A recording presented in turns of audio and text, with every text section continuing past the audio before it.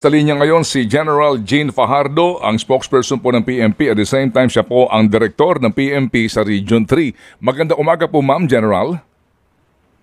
Magandang umaga, Sir Ted, Ma'am Chacha, at sa lahat po ng nakikinig at nanonood sa inyong programa. Magandang umaga po. Salamat sa panahon. General, meron ho ba kayong update dito po sa nangyaring road rage nga kahapon dyan sa Antipolo, please? Yes, sir. Na-aresto na po itong suspect doon sa na-involve po dyan po sa road rage sa may Antipolo, Rizal. At kasalukuyan po itong nakakulong sa Antipolo Police Station at sasampahan po siya ng kasong 3 counts of frustrated homicide at yung violation po ng election ban. At meron din pong na-recover na baril po sa kanya. At base po sa ating verification po sa Firearms and Explosive Office ay siya po ay may nakalista pong baril po sa kanya. Subalit ayon po sa Director po sir ng Firearms and Explosive Office ay re-reviewin po nila at kung dapat bang tanggalin na ito, considering na ang kanyang kaso po ay involving firearms, which is kasama po doon sa mga violation para matanggal po yung kanyang license to own and possess firearms, as well po yung kanyang kakapatan para mag-possess po ng baril po. Opo. General, Ma'am, 3 po lamang kaninyo, no, yung isa sa pangkaso na na frustrated homicide. Yung pong sinasabing pang-apat na biktima, Ma'am. Yung pong pang-apat, sir, ay yung mismong asawa po ng suspect na tinamaan po niya sa may bandang hita at nadala na rin po sa hospital, sir. Opo. Yun ho bang 3, Ma'am? Meron na ba kayong update rin po sa kanila pong sitwasyon sa ospital? Yung isa lang po, sir, ang medyo critical po yung kalagayan, sir, yung may tama po sa ulo. Yung isa naman po ay sa may kanang braso po niya tinamaan at yung isa naman po ay dito po sa may bandang dibdib po. So, yan po yung mga tama po ng mga biktima po. Opo. Ma'am, so far ho ba, meron ba kayong detalye kung ano ba pinagmulan po dito, itong gulong ito?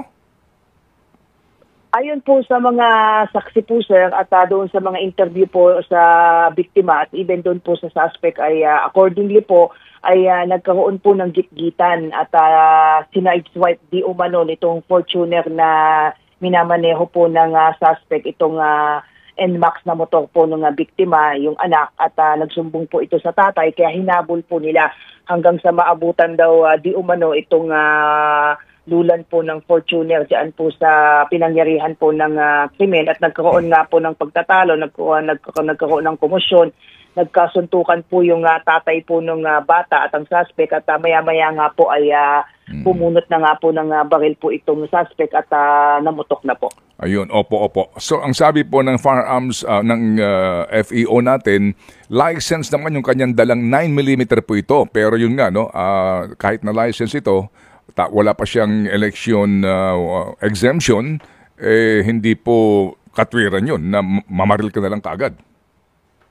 Tama po, sir. Base po dito sa pinadala po sa ating records po ng FEO po ay siya po ay holder po ng Type 3 na license at yung baril po na nakumpiska po sa kanya ay yung po ang nakarehistro at na-issuehan po siya ng LTAP po ng last year po, 2024. Okay, sige po. So kami na lang po siguro mamaya din gagawa ng follow-up sa local police para po sa ilang pang mga detalye. Ma'am, maiba lang po ako, no? Ito pong kaso ni Dominic Sitin, meron po kaming tinanggap na report na hawak ngayon ng Malaysian Royal Police itong ang pangunahing suspect, itong mastermind sa krimen, si Alan Dennis Sitin. Ma'am, can you please elaborate po, please?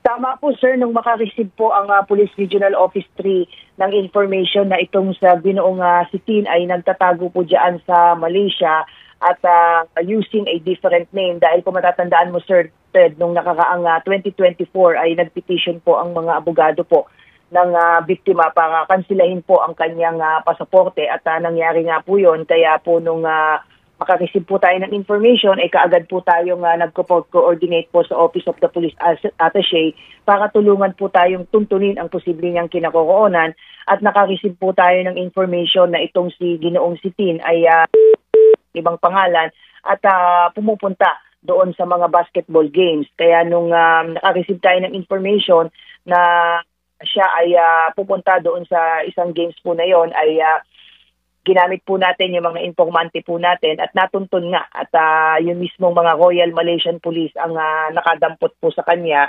At yun po, sa ngayon po ay nasa custody pa rin po siya ng Royal Malaysian Police at dadaan po siya sa proseso dahil nag-violate po siya ng immigration laws po ng Malaysia.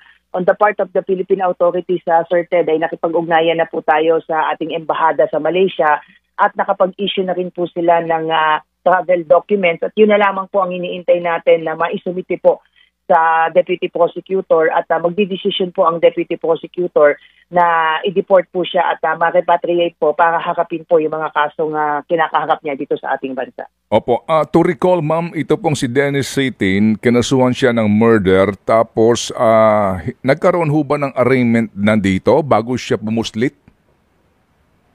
Wala pong hindi po nagkaroon ng arraignment po lumabas yung warrant of arrest ay umalis na po siya dito sa ating bansa at bagamat minonitor natin siya habang siya ay nandito sa bansa. Pati na po yung isang suspect ay nagtago na rin po at luckily po ay nakahanap po tayo ng paraan para po sila ay matunton. So kapag na-repatriate na po natin sila, si Dennis Saitin ay dadalhin po natin siya sa korte, particularly sa RTC Branch 7 po ng Manila para humarap po sa kaso. Opo, ito pong si Dennis Saitin, may reports po na maliban sa kanyang pagbabago ng pangalan doon sa Malaysia, nagpabago rin po ito ng itsura?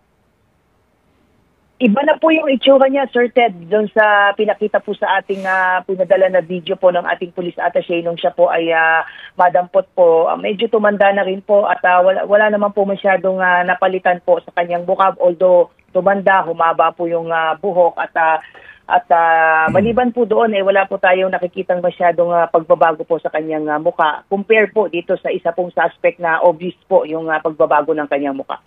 Opo. Yung pong gunman dito, mismo ho, no, yung bumarel, nasa bilibid na po?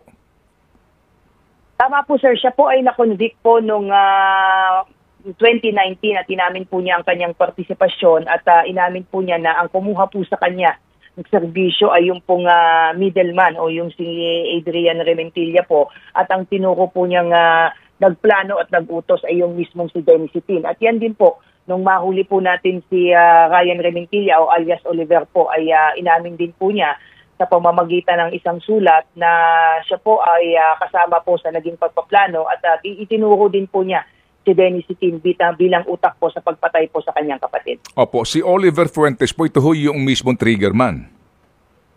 Hindi po, sir. Ang triggerman po, sir, si Edgardo Luib alias Injek, nakababata naman po nitong si Oliver Fuentes. According to the statement po ng extrajudicial confession po nitong si Rementilla po ay pinagplanuhan po ito at pinahanap po siya ng papatay po, yung magtatrabaho at kinuha po niya itong si Edgardo Luib na siya namang kababata niya dyan po sa Laguna at pinagplanuhan nga po niya ng mga ilang linggo bago po nangyari yung krimen noong November 28, 2018 po. Opo, so bali itong Oliver Fuentes at saka itong Rementilla ang magkasabwat para kunin yung gunman. Ang gunman po, sir, ay mismong si Edgardo Luib, yung umamin pong una, sir, at nahuli po namin na nauna po noong 2019 po, sir. Opo. Yan po yung sinasabi niyo po, Sir Ted, na nakakulong po ngayon sa bilibid po dahil dumaan na po siya sa legal process po at nung umamin po siya ay na-convict na po siya ng korte po. Opo. At yung pong Rementilla nga, ito po yung naging kumbaga go-between, no? Between the mastermind para kunin po itong gunman, no? Tama po, sir. At yan din po ay nahuli na rin po natin na halos nakasabay po the same araw po ni Dennis Saitin po. Dahil bago pa po namin kuhanin na Sir Ted itong si Dennis Saitin ay mga ilang linggo, mga almost close to 1 month na po namin binabantayan itong si Rementilla at para hindi po tayo magkaroon ng possibility na meron pong makakatakas sa kanila ay nung madampot po natin na si Dennis Saitin ay kaagad po natin siyang pinuntahan, subalit hindi pa nga po natin siya kaagad nakita at halos gabi na po, papagabi na po natin siyang nakuha at awa naman ng Diyos, Sir Ted, ay nakuha din po natin itong si Oliver. Opo. So, ma'am, meron na ho bang petsa ng repatriation itong si Dennis Saitin para humarap sa hukuman? Inaasahan, sir, natin na mga bago matapos itong linggo po na ito ay magkakaroon po ng development po dyan, kagaya po nung nabanggit ko kanina, ay nakapag-issue na rin po ng travel documents po yung embahada natin sa Malaysia to allow his travel from Malaysia to the Philippines po. Ang iniintay na lang namang natin, Sir Ted, ay maiharap itong si Dennis Sitin na according sa proseso po ng Malaysia ay kailangan po niyang iharap sa deputy prosecutor to face yung violation of immigration laws po ng Malaysia, and from there po ay i-turn over po siya sa immigration, and the immigration po ay magpoproseso po para i-repatriate po siya papuntang Pilipinas. So hopefully bago matapos po itong linggo po na ito ay matapos po yung proseso sa Malaysia po. Opo. Meron na ho bang report, ma'am, ang inyong mga operatiba dyan sa Region 3 PNP kung paano nakalabas ng bansa ito, considering po that time meron na siyang mga wanted posters eh? Yun po yung inaalam natin ngayon, sir, dahil doon sa naumpisahan ko kasi, Sir Ted, itong kaso po na ito naka-assign ako dito sa Pampanga nung mangyari yan at talagang napakahabang panahon namin hinabol to. At yung coordination namin sa immigration ay lumalabas na wala siyang record na nakalabas siya ng bansa. Kaya ito rin yung iimbestigahan natin na malamang true backdoor din ang ginamit nito para makalabas ng bansa po. Okay, sige po. So kami po aantabay sa inyo pong anunsyo, ma'am, kung kailan po ito darating para nga po harapin niya yung kasong isinampalaban sa kanya. Go ahead, Cha, sa iyong katanungan. Yes po, General, isinisisi nga po ni PNP Chief General Romeo Marbil ito pong impression na tumataas yung bilang ng krimen dito sa bansa dahil sa mga viral social media posts. Sinabi rin po niya 26.76% yung naging pagbaba ng crime rate. However, dun sa kanya pong panayam, hindi niya nabanggit kung saan pong mga lugar ito pinaka naramdaman. Pwede po ba tayo magbigay ng detalye kung saan pong datos galing yung binigay po ni Chief Marbil na pagbaba po na 26.76%? Galing po yan, ma'am, doon sa ating crime information research analysis system po. Yan po yung system po, ma'am, na ginagamit po ng PNP na kapag mayroon pong mga insidente pong nangyayari sa nationwide po ay kaagad po yung naitatala po sa database po ng PNP papunta po ng National Headquarters.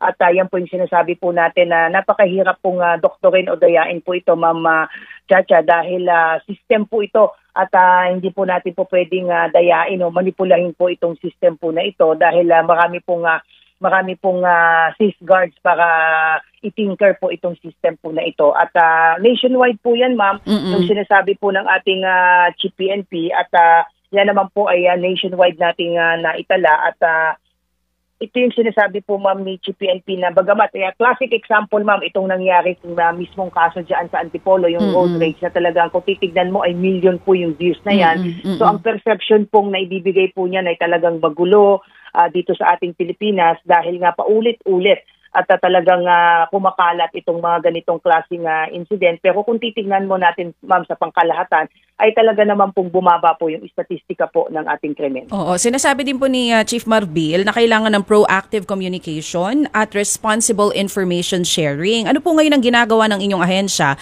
para masigurong tama po at balanse yung mga impormasyon na lumalabas ngayon online na lahat ng nagva-viral video is really accurate? At kung may mali man, ano pong ginagawa ng PNP dito to debunk yung mga fake news naman na may kinalaman po sa krimen?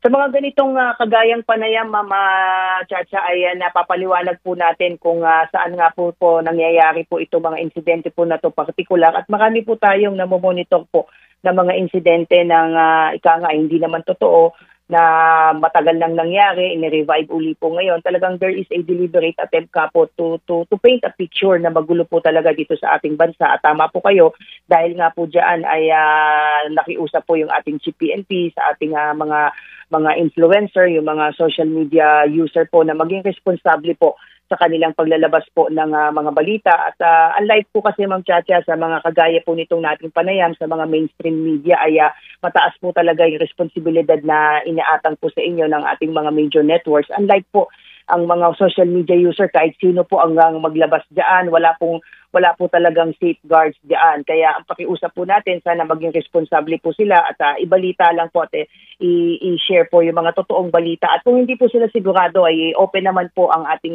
Philippine National Police para i-correct po at ipaliwanag po at magbigay po ng clarification sa mga insidente pong nangyayari sa ating bansa po. Okay, opo. Ma'am, pahabol lang po ito. Ito hong mga election hotspots natin for PNP, may mga binabanggit na ho ba kayong mga lugar ngayon na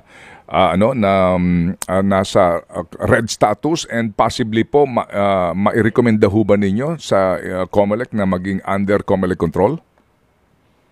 Yung ating pong areas of concern po, Sir Ted, ay naglabas na po ng bagong datos po as of March 19 po, Sir, ay yung pong dating na nailabas po ng January 8 na 403 ay bumaba po yan ng 386. Pati po yung mga areas under red category po, from 38 ay bumaba po yan ng 36, but majority is not all po. Nitong 36, particularly 30 po, ay nasa Bangsamoro Autonomous Region, bagamat yung mga areas po under orange category ay nabawasan din po yan. From 177 ay naging 156. Samantalang yung yellow category naman po, from 188 ay naging 194 po. So meaning bumababa po ang bilang nitong mga hotspots? Tama po, sir. As of Okay. March 19 po ay bumaba po yan, sir. Okay, sige po. Sige, so ma'am, kami po yung muling tatawag sa inyo pag meron po kami gustong klaruhin ng mga balita. Dahil ika nga po ninyo, maganda po itong partnership para po naman po maipalaganap natin ang tama at totoong balita. Salamat po, General.